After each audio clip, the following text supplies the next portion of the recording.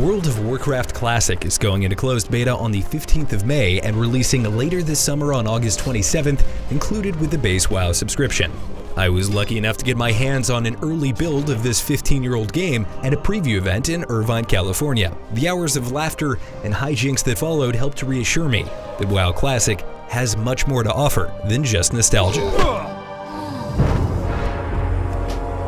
World of Warcraft Classic is a faithful recreation of the illustrious MMO as it existed in patch 1.12, circa 2006. There are a few modern amenities, like a somewhat enhanced suite of graphics options, modern server architecture, and access to Battle.net social features, but otherwise, what's here is as true as possible to the more than decade-old source material. From a graphical and technical fidelity standpoint, there can be no question that retail WoW is superior. The combat is flashier, boss mechanics are more pronounced, and the quests are more intricate. Battle for Azeroth is refined, polished, and soon to be brimming with new, worthwhile multiplayer content, like the Ashara's Eternal Palace raid, revealed in a recent stream. But in spite of these factors, World of Warcraft Classic is far and away more desirable as an MMO to me in 2019. Simply put, WoW Classic gives you both more reasons and opportunities to have meaningful interactions with other players. The world is filled to the brim with abstruse and challenging elements that coerce you to make and maintain relationships with others if you want to succeed. This multiplayer-first motif is evident in class design, where a low-level warrior must enlist the aid of a healer to survive the most basic of combat encounters. It's evident in traversal, where lengthy travel times can be reduced by a mage's portal or a warlock summoning ritual. But most of all, it's evident in the unified single-shard ecosystem, where your experience is directly affected by the choices of other players. Some players, like the infamous orc rogue Ang Wei, may choose to hinder you, others might choose to help. But the only way that you can accumulate enough power to make choices of your own is by adventuring in a dynamic open world replete with both friends and foes.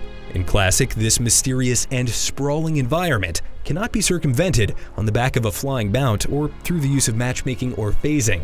Part of the journey of running a dungeon is getting to the dungeon in the first place, which can prove to be an adventure in and of itself.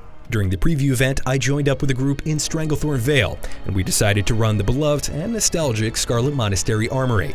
Along the way, we were distracted by open-world PvP, ran through high-level zones, and passed dangerously close to the Horde-controlled Undercity. When we finally got to the dungeon, we realized we needed a key to get in. To find the key, we had to beat the adjoining and relatively low-level library. Since it was well below our level, we made a game of pulling as many enemies as we could at once to clear it as quickly and chaotically as possible, finally returning to our original destination of the Armory. The destination in both Classic and Retail WoW is fun. Scarlet Monastery is great, as I'm sure Operation Mechagon will also be great. The difference is, there is a journey to reach the destination in Classic that is often more memorable than the destination itself. An adventure that goes exactly as planned isn't much of an adventure at all. So, the meat of World of Warcraft Classic is still tender and delicious, but I'd be lying if I said there wasn't some fat to chew through first, especially if you've never played WoW before. A few fundamental mechanics have fallen far out of favor since WoW launched 15 years ago, and the most noticeable is certainly the grind. Yes, there are undoubtedly emergent moments of brilliance afforded by its obscure eccentricities, but frankly, a lot of what makes hitting the level cap such an achievement in Classic is the sheer amount of time you'll spend with its boring and repetitive quests. Furthermore, World of Warcraft's tab targeting combat doesn't really have a modern-day analog, and therefore may not feel great to new players. As a WoW veteran, I was overjoyed to see that blinking out of danger or popping ice block moments before death felt snappy and responsive, but it takes a long time to accumulate enough spells to make these interesting moment-to-moment decisions. Even seasoned veterans may still be surprised by the absence of 13 years of quality of life improvements.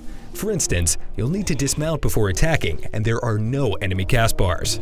These issues can be fixed with macros and mods, but some players may find it deterring nonetheless. The line between crucial Classic component and unnecessary inconvenience is often blurred. I'd imagine that most players wouldn't object to the inclusion of BFA's group listing tool, but it would come along with trade-offs, no matter how small. Perhaps the constant LFG spam and trade chat makes a city feel more alive, and maybe players are more inclined to make lasting friendships when good teammates are hard to find. At exactly what point in the concession of interactivity in the name of convenience does Classic lose its X factor? It's best to leave well enough alone in this instance, and that's exactly what Blizzard is doing. World of Warcraft Classic is my most anticipated game of 2019 for a number of reasons. I believe that Classic has lessons left to teach both players and developers about multiplayer incentivization and player behavior, and I'm certainly curious to see exactly how popular it will become. But most of all, I'm just looking forward to playing for the sheer fun. If you enjoyed the video, shoot me a follow on Twitter @ThugandDuggan, and for all things World of Warcraft Classic, keep it right here on IGN.